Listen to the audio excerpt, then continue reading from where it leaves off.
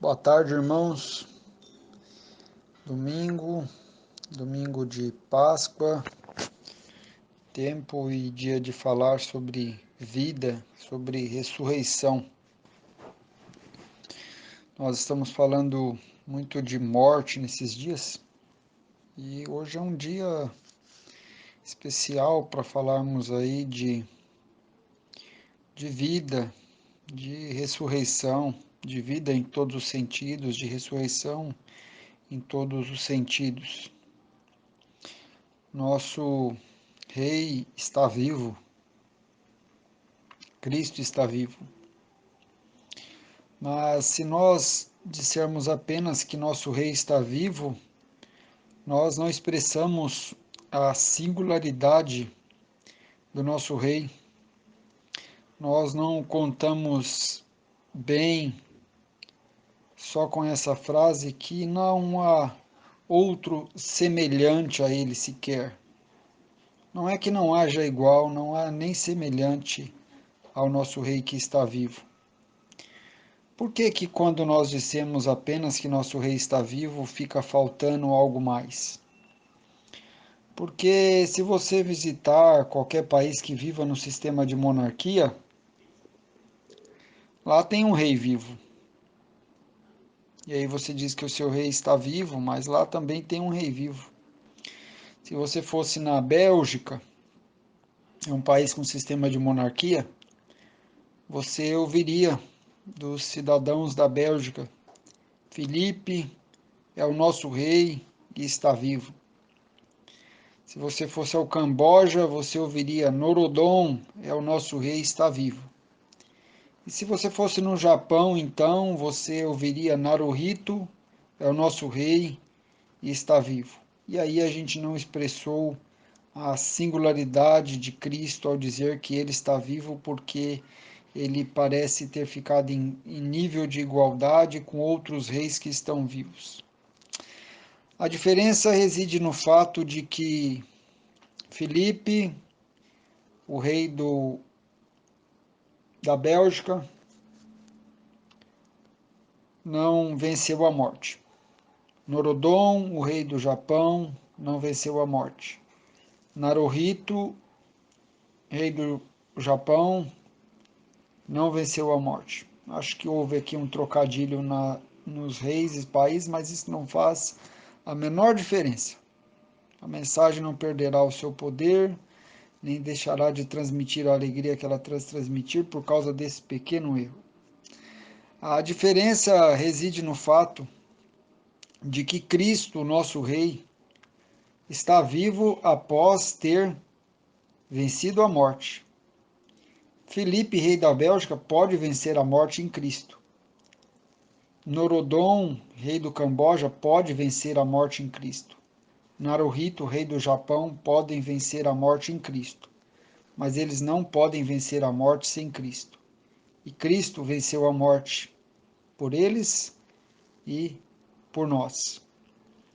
Essa é a celebração da Páscoa, de que o nosso Rei está vivo, mas está vivo após ter vencido a morte. Isto é o que a Escritura nos diz, que ele morreu, mas ao terceiro dia ele ressuscitou. Por isso seus discípulos morreram, porque afirmaram que o seu rei estava vivo, que o seu rei havia ressuscitado. E é assim que Jesus se apresenta para João no livro do Apocalipse. Não temas, eu sou o primeiro e o último, e o que vivo e fui morto. Mas eis aqui estou vivo para todo sempre. Amém. E tenho as chaves da morte e do inferno. E esta é a principal razão para nós não temermos, porque o nosso rei está vivo. O nosso rei está vivo após ter vencido a morte. Que nós possamos ouvir no comecinho desta noite essa voz estrondar nos nossos corações, nas nossas almas, ele nos dizer em meio ao caos dos dias atuais: não temas, eis-me aqui, eu sou o que vivo e fui morto, mas eis que estou vivo para todo sempre, amém, e tenho as chaves da morte e do inferno. Agora, se nós dissermos nosso rei está vivo e nosso rei venceu a morte, melhora, mas não completa. Precisamos lembrar que nosso rei não venceu a morte simplesmente porque ele morreu e ressuscitou sem motivo. Embora, se nós tivéssemos um rei que, havendo morrido, ressuscitasse ao terceiro dia, seria algo maravilhoso chamar de rei alguém que venceu a morte. Mas não vamos esquecer que nosso rei, Cristo, ele não tinha que morrer, mas por amor ele escolheu morrer e morrer por nós por um objetivo bem específico. Morrer por nós é morrer no nosso lugar. Morrer como uma vítima inocente, como aquele cordeiro pascual. Cristo é o nosso cordeiro pascual. Morreu por nós, os seus servos que havíamos o traído, que havíamos o negado, que havíamos o desprezado, que havíamos o deixado. Ele morreu por nós. Quando nós unimos estas duas verdades sobre Cristo, número um, ele morreu por nós, o nosso rei morreu por nós. Nós estamos dizendo que a sua morte substituiu a nossa. Como que a sua morte substituiu a nossa? Porque ele, tendo obedecido à lei, não deveria morrer, porque a morte é o salário do pecado, a recompensa ao pecador, o juízo ao pecador, não o juízo ao justo. E quando unimos a segunda verdade, que ele também ressuscitou por nós, nós estamos anunciando o Evangelho. O Evangelho é o anúncio de que Cristo morreu por nós e de que Cristo ressuscitou por nós. E o Evangelho é o poder de Deus para a salvação da morte de todo aquele que crê. A morte, nas suas três versões, é a manifestação do juízo de Deus. A morte espiritual é juízo de Deus. A morte física é juízo de Deus. A morte eterna é o juízo de Deus. É o justo salário do pecador. Mas a vida eterna, a vida espiritual, a vida física renovada na ressurreição e a vida eterna de comunhão com Deus é o dom gratuito que Deus nos dá pelo preço da morte de Cristo. Jesus morreu e ressuscitou, e quando cremos nele, somos unidos a ele pela fé. Nele nós somos um pela fé. Assim como ele é um com o Pai, nós somos um com ele pela fé. E quando nós cremos nele, nós experimentamos imediatamente o poder da ressurreição espiritual e passamos a aguardar também a libertação do corpo do poder da morte.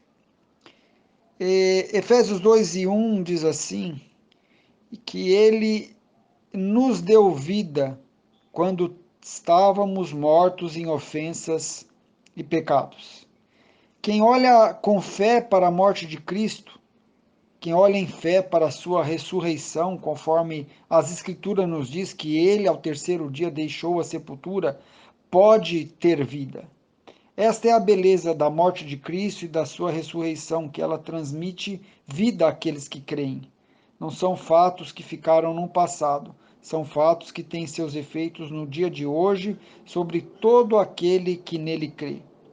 Efésios 2, 6 e 7 diz o seguinte: E nos ressuscitou juntamente com ele e nos fez assentar nos lugares celestiais em Cristo Jesus, para mostrar nos séculos vindouros as abundantes riquezas da sua graça, pela sua benignidade para conosco em Cristo Jesus. Romanos 8, 10 e 11 diz o seguinte: E se Cristo está em vós, o corpo, na verdade, está morto por causa do pecado, mas o espírito vive por causa da justiça. É aquilo que eu disse: quando algum pecador crê em Cristo, ele experimenta imediatamente a ressurreição espiritual, a comunhão com Deus no espírito. Mas o nosso corpo ainda está sofrendo por causa dos efeitos do pecado. Mas aí no verso 11, nós vamos experimentar total libertação dos efeitos do pecado e da morte. Paulo diz assim: e se o espírito daquele que dentre os mortos ressuscitou a Jesus habita em vós, e habita naqueles que creem, aquele que dentre os mortos ressuscitou a Cristo, também vivificará os vossos corpos mortais pelo seu espírito que em vós habita. A Escritura diz que o Espírito ressuscitou a Cristo. A Escritura diz que o Espírito ressuscitará o nosso corpo. Por isso que Jesus diz: não temas, eu sou o que fui morto e vive para sempre, e tenho as chaves da morte e do inferno, porque os efeitos do pecado, da morte, serão todos revertidos na vida daqueles que creem. Não temas, não temas. Quando Jesus ressuscitou, ele não abriu uma porta através da morte para ele passar sozinho, como alguém que atravessa um cômodo e atravessando aquela porta, fecha a porta e mais ninguém passa. Quando ele atravessou a porta da morte, ele não gostaria, ele não queria ter ele exclusivamente vitória sobre a morte, ele não fechou a porta.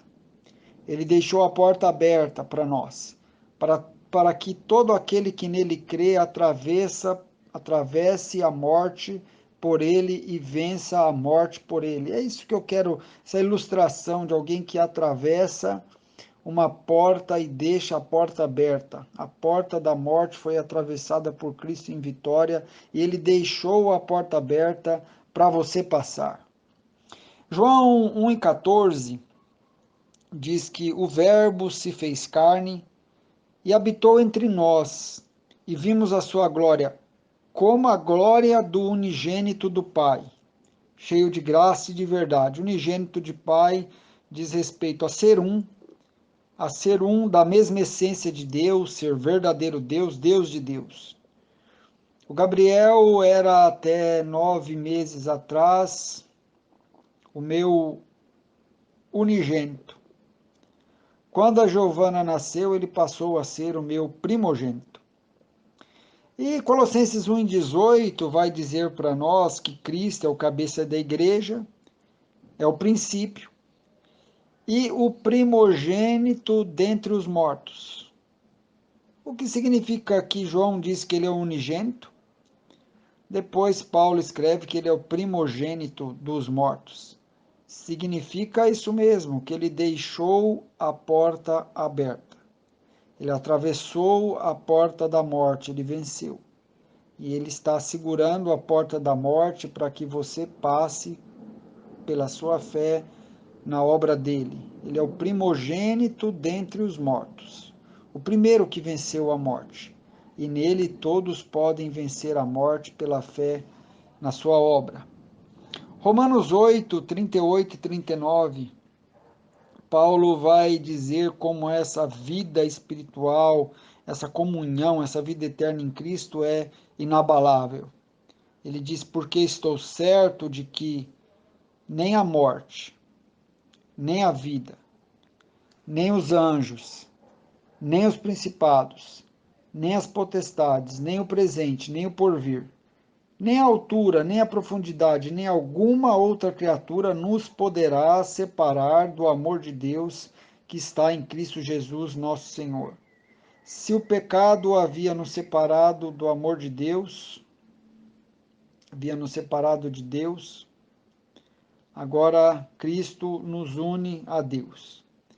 Esta é a vida eterna, esta é a vida, a comunhão, a reconciliação das suas criaturas que são recebidas na família como filhos.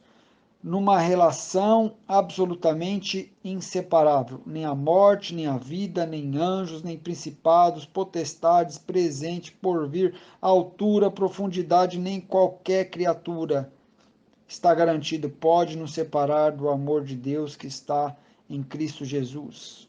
Por isso ele diz: não temas, eu sou o que foi morto, mas vive para todo sempre, e tenho as chaves da morte e do inferno. Este rei que passou vitorioso pela porta da morte,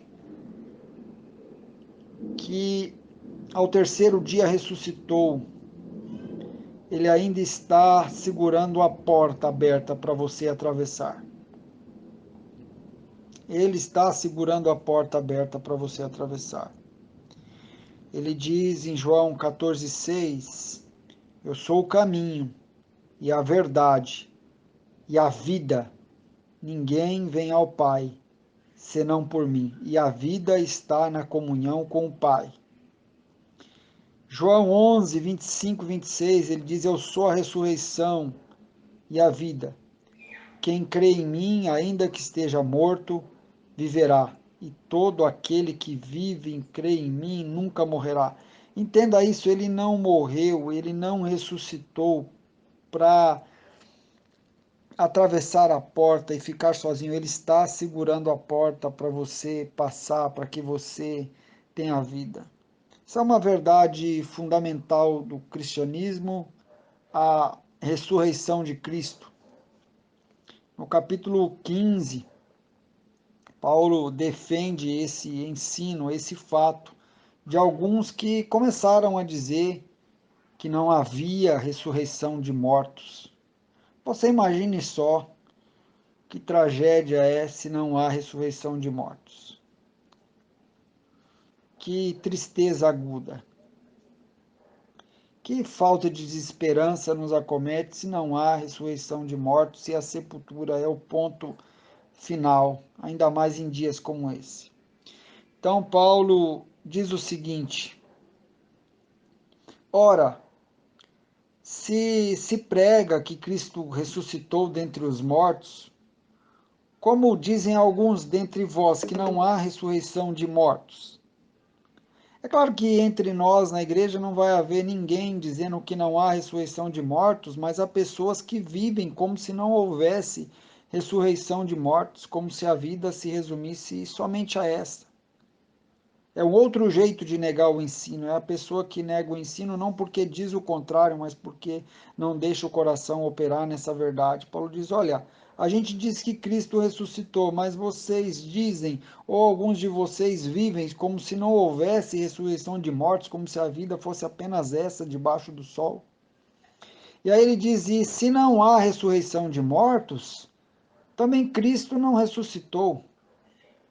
E começa as consequências de se viver contrário ao se ensina, ou se viver sem o poder da ressurreição operando no nosso espírito. E se Cristo não ressuscitou, logo é vã a nossa pregação, porque o anúncio do Evangelho é que Cristo morreu e que Cristo ressuscitou por nós, e também é vã a nossa fé. Sobre o que está a nossa fé se o nosso rei não está vivo, se ele não ressuscitou? Qual a nossa esperança para o dia da manhã se isso não for verdade? E assim, Paulo continua: somos também considerados como falsas testemunhas de Deus, pois testificamos de Deus que ressuscitou ao Cristo, a qual, porém, não ressuscitou. Se na verdade os mortos não ressuscitam, ele diz: ó, nós estamos passando por mentiroso, porque a gente diz que Deus ressuscitou os mortos, ressuscitou a Cristo, dizemos isso como testemunhas de Deus. Mas outros dizem que os mortos não ressuscitam, outros vivem como se mortos não ressuscitassem, como se a sepultura fosse o final de tudo. E aí ele diz: olha, se os mortos não ressuscitam, também Cristo não ressuscitou.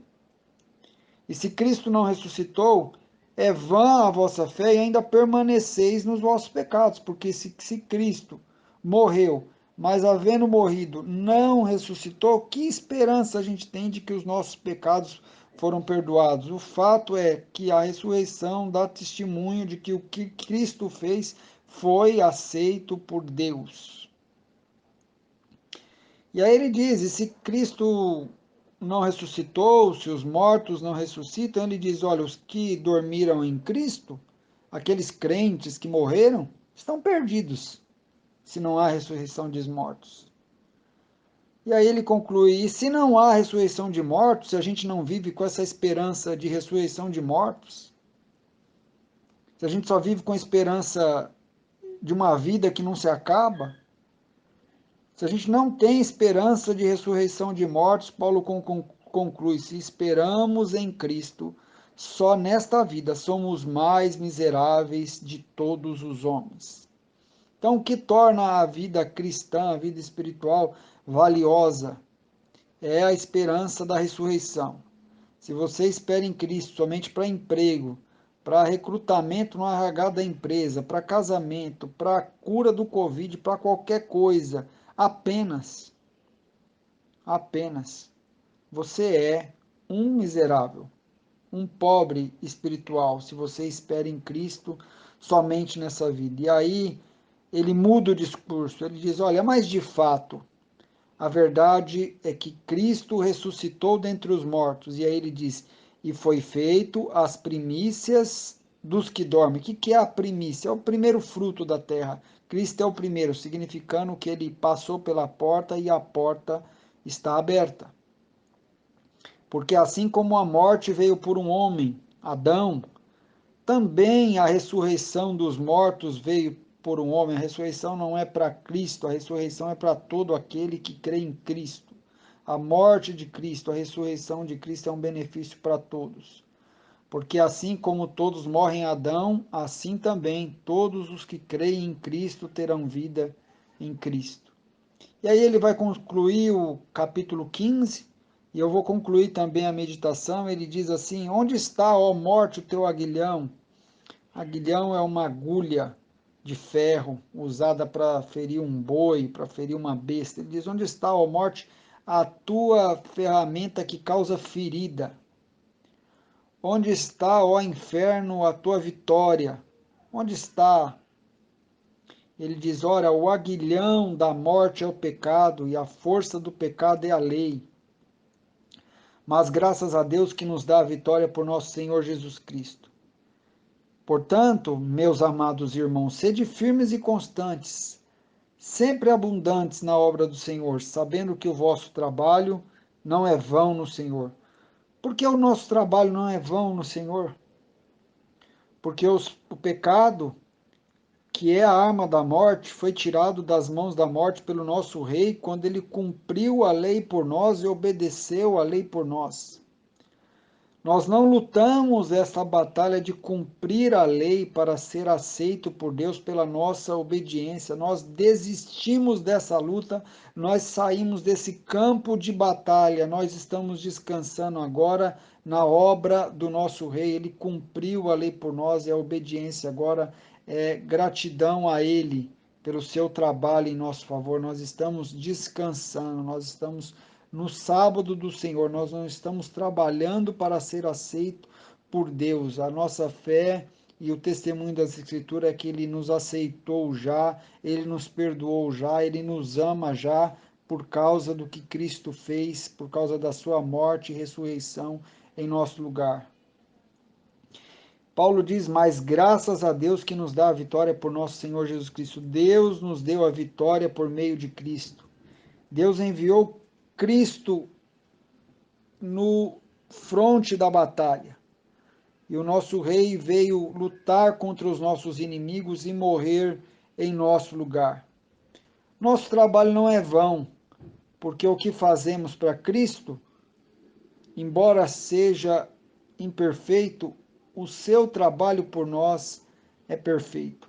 Ele desarmou a morte duplamente, ao cumprir a lei e ao pagar a lei o que nós devíamos. A porta da morte está aberta. Você pode vencer a morte como juízo de Deus em Cristo, crendo na sua obra.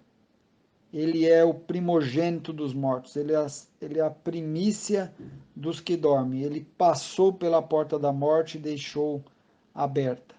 Não temas. Eis que sou o que foi morto, mas vivo para todo sempre, e tenho nas minhas mãos a chave da morte e do inferno.